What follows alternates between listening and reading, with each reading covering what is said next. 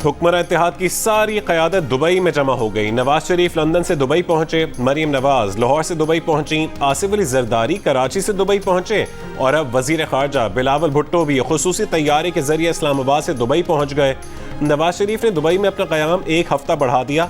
ज़राए के मुताबिक दुबई में अगले चंद रोज़ के दौरान नवाज शरीफ के साथ सियासी रहनुमाओं की बैठकों का इम्कान है। इत्तलात के मुताबिक नवाज शरीफ की पाकिस्तान वापसी का रोड मैप तैयार किया जा रहा है। ज़राए के मुताबिक नवाज शरीफ से इतवार को दुबई में रॉयल फैमिली और बिजनेस कम्युनिटी की भी 6 मुलाकातें हुई। नवाज शरीफ को दुबई में हुकूमती प्रोटोकॉल दिया जा रहा है।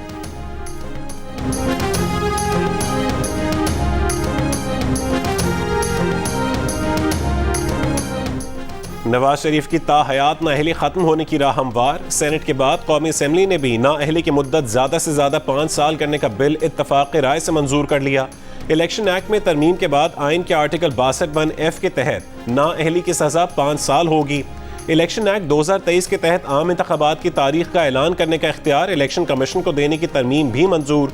इलेक्शन कमीशन सदर मुमलिकत के साथ मुशावरत के बगैर इंतखाबात की तारीख देगा।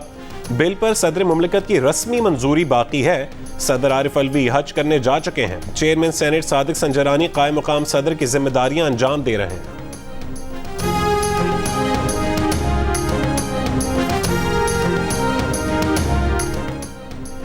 कौमी असेंबली ने माली साल 2023-24 के वफाकी बजट की मंजूरी दे दी। 9 जून को पेश किए गए फाइनेंस बिल में गुज़श्ता रोज़ महसूलात का हदफ 9,200 अरब रुपए से बढ़ाकर 9,415 अरब किया गया था। गुज़श्ता रोज़ फाइनेंस बिल में 215 अरब रुपए के इजाफी टैक्स शामिल किए गए थे। नजरसानी शुदा फाइनेंस बिल में खादों पर सब्सिडी भी खत्म कर दी गई। ऑर्डिनेंस में तरमीम करके पेट्रोलियम डेवलपमेंट लेवी की हद 50 रुपए से बढ़ाकर 60 रुपए फी लीटर कर दी गई है। IMF से स्टाफ लेवल मुआहदे की मुद्दत खत्म होने में सिर्फ 5 रोज बाकी रह गए। पाकिस्तान ने IMF की मजीद शराइत भी मान ली। एक्सटर्नल फाइनेंसिंग का हदफ पूरा ना होने पर 300 अरब रुपए का बंदोबस्त करने का फैसला। अवाम पर 215 अरब रुपए के नए टैक्सेस आयद होंगे। सालाना 24 लाख और उससे ज्यादा कमाने वाले तनख्वाहदार तबके के इनकम टैक्स में 2.5% इजाफा होगा। जायदाद की खरीदो फरोख्त पर 1 के बजाय 2% टैक्स लिया जाएगा। IMF के दबाव पर 9 जून को बजट में दी गई टैक्स एमनेस्टी स्कीम भी वापस ले ली गई। वजीर खजाना इसाक डार ने कहा है कि मुल्क में बाज लोग बैक वक्त आर्मी चीफ, चीफ एग्जीक्यूटिव और सदर की पेंशन लेते रहे। ये गरीब मुल्क पर बहुत बड़ा बोझ था। हुकूमत ने 17 से 22 ग्रेड के सरकारी अफसरान के 1 से ज्यादा पेंशन लेने पर भी पाबंदी लगा दी। मनासिक हज का आगाज आज से होगा। आज़मीन हज आज नमाज ज़ोहर से पहले मिना पहुंचेंगे। मिना में आज़मीन के लिए खैमों की बस्ती बसा दी गई। आज़मीन पीर की रात मिना में ही क़याम करेंगे। मंगल को नमाज फजर की अदायगी के बाद आज़मीन हज मिना से मैदान अरफात रवाना होंगे। हज का रुकन आज़म वकूफ़ अरफा मंगल को अदा किया जाएगा। इस साल दुनिया भर से 16 लाख से ज़्यादा आज़मीन फरीज़ा हज की अदायगी के लिए हिजाज़ मुक़द्दस पहुँचे हैं। रावलपिंडी और इस्लामाबाद में गर्मी और हीट स्ट्रोक से एक हफ्ते में 9 अफराद जान बहक हो गए। ज़िले इंतजामिया के मुताबिक अमवात एक हफ्ते के दौरान रिपोर्ट हुई। गर्मी जाने ले गई, मगर इस्लामाबाद के सबसे बड़े सरकारी अस्पताल पिम्स के एयर कंडीशन अब तक खराब। इमरजेंसी, सर्जिकल, CCU और ICU का कूलिंग सिस्टम कई महीने से सर्विस से महरूम। कई डॉक्टर भी हीट स्ट्रोक का शिकार हुए। तर्जुमान वजारत सेहत का कहना है कि कूलिंग सिस्टम में बेहतरी के लिए काम जारी है। गुज़श्ता चंद रोज इस्लामाबाद में शदीद गर्मी का राज रहा। हफ्ते को इस्लामाबाद में 38 डिग्री की गर्मी 48 डिग्री की महसूस की गई।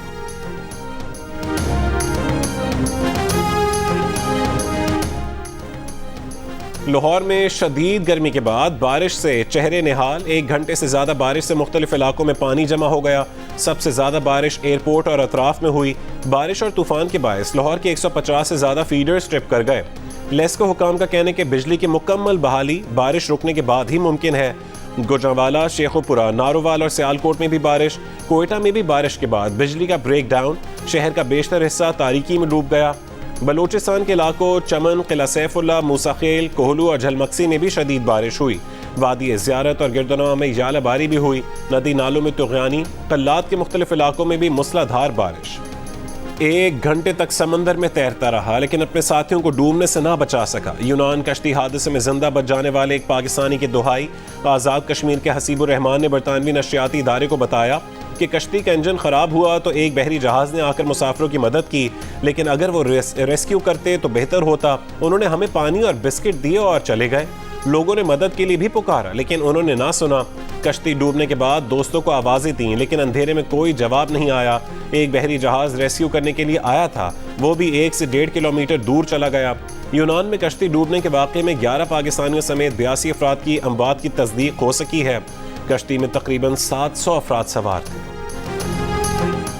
नेशनल लॉजिस्टिक्स सेल ने चीन के लिए कार्गो सर्विस का आगाज कर दिया। 2 तरफा तिजारत के तहत ट्रकों का काफिला बरामदी सामान लेकर चीन पहुंच गया।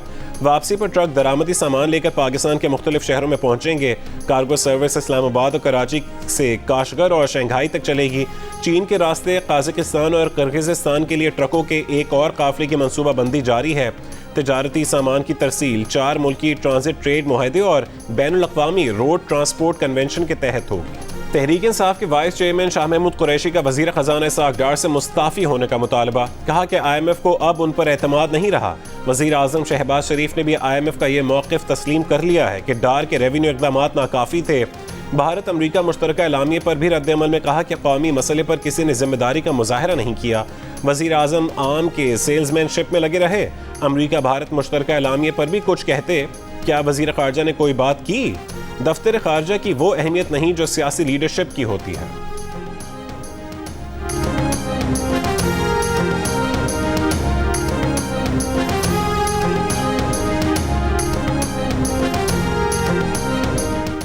अवाम की रोजी रोटी पर डाका डालने वाले फॉरेन एजेंट आज इसहाक़ डार से इस्तीफा मांग रहे हैं। वफाकी वज़ीर इत्तलात मरीम औरंगज़ेब का शाह महमूद कुरैशी को जवाब। कहा कि IMF से समझौता करीब होने की खबर सुनते ही मुल्क दुश्मनों का रोना शुरू हो गया। मुआहिदा होने पर चीखने वालों से पूछना चाहिए कि आपने IMF से मुआहिदा किया क्यों था। आज मुआहिदे पर चीखने वालों से ही ये मुआहिदा किया, खुद तोड़ा, मुल्क डिफॉल्ट करने की साजिश की। अपने ही किए IMF मुआहिदे को बहाल होते देखकर रो क्यों रहे?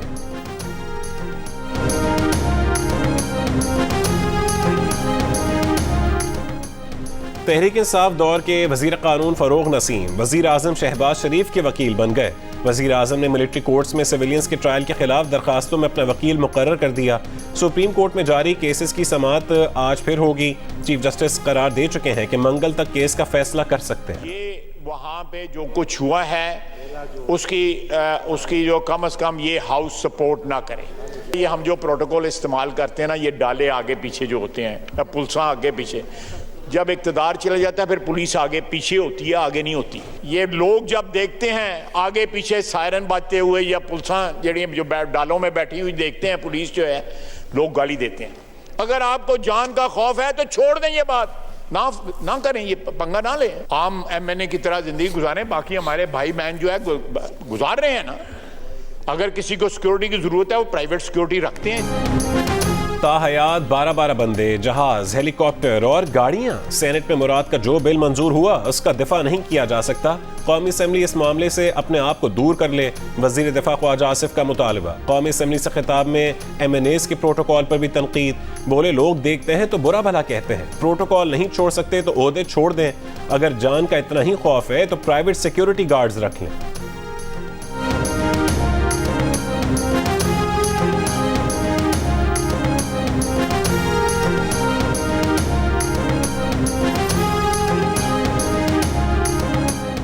PTI ने 9 साला दौर में खैबर पख्तूनख्वा में 2.5 लाख लोगों को गैर जरूरी भर्ती किया।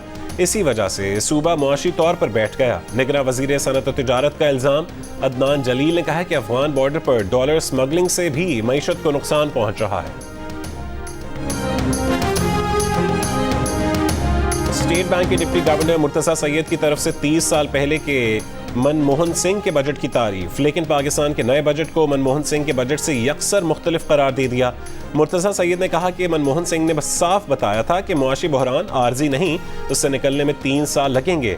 मनमोहन सिंह ने तरक्की के इस मॉडल को नाकाम करार दिया था जिसमें मुल्की और गैर मुल्की कर्जे बढ़ते जाएं। मनमोहन सिंह ने टैक्स रियायतें, बरामदात पर सब्सिडी, बेकार वजारतों और सरकारी इदारों पर हुकूमती खर्चे कम किए, भारतीय रुपए को लचकदार बनाया, निजी शोबे को लाइसेंस राज और तिजारती पाबंदियों से आज़ाद किया। उनकी हुकूमत अगला इलेक्शन हार गई, लेकिन भारत के मुआशी मुआवजे की बुनियाद रखी गई।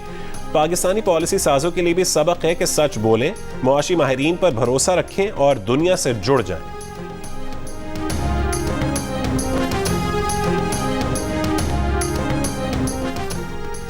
रहनुमा नून लीग मलिक अहमद खान का कहना है कि जितना जल्द हो सके नवाज शरीफ को वापस आना चाहिए। नवाज शरीफ की वापसी से पार्टी की सियासत में जान आएगी।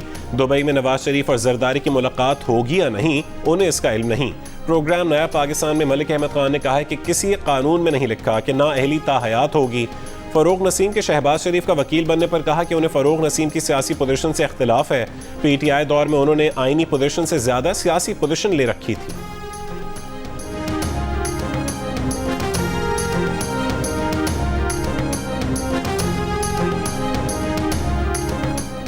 मेयर कराची के इंतखाबात में गैर हाजिर मजीद 6 पीटीआई नुमाइंदों को पीटीआई सिंध के सदर हलीम आदिल शेख ने पार्टी से ही निकाल दिया। कल से निकाले गए अफराद की तादाद 17 हो गई। तमाम 17 अरकान को मेयर कराची के इलेक्शन में पार्टी हिदायत पर अमल न करने पर निकाला गया है। हलीम आदिल शेख का कहना है कि इन तमाम अफराद ने शो कॉज के एक ही जैसे जवाब जमा करवाए थे जो इत्मीनान बख्श नहीं थे।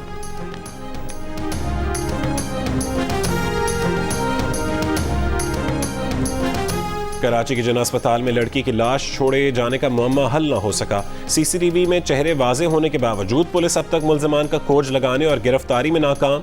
लड़की की सास ने कानूनी कार्रवाई से इनकार कर दिया। कहा कि 1 हफ्ते से पंजाब में थी, बहू पार्लर का काम करती थी, ना किसी से झगड़ा है ना दुश्मनी। पुलिस ने बयान मुस्तरद कर दिया। सास को शामिल तफ्तीश कर लिया। पुलिस ने लड़की के शौहर आदिल को गुलिस्तान जौहर से हिरासत में लिया। पुलिस का कहना है कि आदिल कई रोज से घर से गायब था, नशे का आदी और बेरोजगार है। लड़की के वालिद आज रात या कल सुबह तक कराची पहुंच जाएंगे। लड़की के वालिद के बयान की रोशनी में कानूनी कार्रवाई मजीद आगे बढ़ाई जाएगी। वाक़े का मुकदमा फिलहाल दर्ज नहीं किया गया है।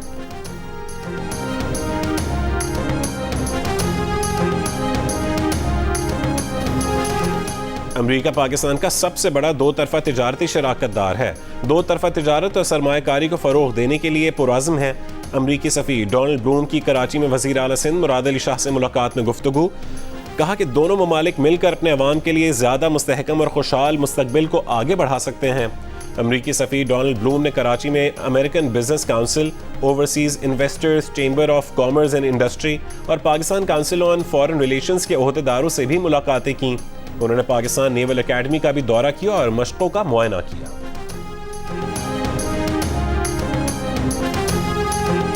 मोदी हुकूमत का अबूरी अफगान हुकूमत से खुशगवार ताल्लुकात का दावा झूठ निकल आया। मोदी हुकूमत अभी तक अशरफ गनी दौर के सफ़ीर को ही अफगान सफारतखाने में रखे हुए है।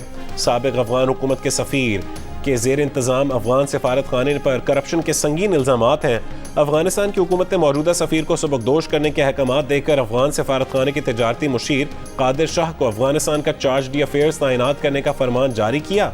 लेकिन मोदी हुकूमत ने नए नामजद अफगान चार्ज डी अफेयर को असनाद सफारत पेश करने की इजाज़त देने से ही इनकार कर दिया। 1,30,35,000 तक भी लगा दिए, लेकिन वो देने को तैयार नहीं है। 2.5 लाख से नीचे नहीं आ रहा। ये कह रहे हैं जी हमारे गंदम महंगी हो गई, चारा महंगा हो गया, ये हो गया। 20,000 खरीद रहे हैं, वो बेचारे गरीब आदमी पूरी मेहनत कोशिश है वो नहीं पूरी हो रही। 20 केजी वाले बकरे का 1,50,000 80,000 मांग रहे हैं। जो ज़हन बना के आया सी इतना रेट डबल आ तो जानवर नहीं खरीदे जा रहे। रेट पूछते आ तो घर चले जाते आ।